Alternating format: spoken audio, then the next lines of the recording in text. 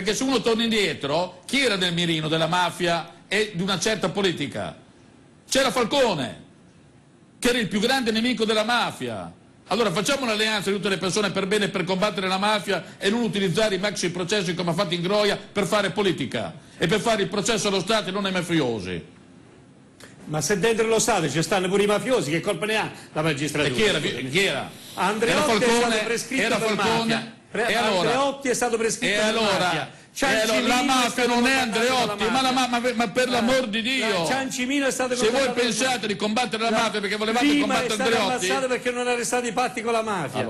Ragazzi, allora Lima è stato ammazzato. Io voglio andare a prendere chi ammazza la gente, i mafiosi, non voglio far politica. Anche chi ordina di ammazzare la gente. Lima ha ordinato di ammazzare se stesso? No, sto dicendo che è una persona che oggi come oggi, la verità è molto semplice, che la mafia non è più solo coppola e fucile, è entrato dentro le istituzioni e si è fatto Stato. Io sto con Falcone, sto con Mancino, sto col generale Mori, sto con quelli che hanno combattuto la mafia. Decidi, o stai con Falcone o stai con Mancino? No, perché scusa, ma perché devo criminalizzare uno con Mancino che è una persona per bene? Perché ci sono due pentiti, o un magistrato che vuole fatto carriera o vuole fare carriera politica come Ingroia che lo accusa, accusando anche il capo dello Stato e coinvolgendolo e mascariandolo. Io dico che anche un capo dello Stato quando viene chiamato a testimoniare è il primo cittadino che deve correre dai giudici. Ma testimoniare su cosa? Su uno che vuole fare carriera politica? Un capo dello Stato che dice: siccome non ho nulla da dire, ti scrivo una letterina, non chiamarmi. Questo mi pare che sia una forzatura del diritto. Sì, per chi vuole mascariare il capo dello Stato, vuole mascariare il capo dello Stato, vuole svillaneggiare il capo dello Stato. Rispetto le idee di Giovanardi, questa è democrazia. No, voglio sentire anche Crosetto. I mafiosi da questi magistrati hanno poco da temere. Io capisco il fervore, però non voglio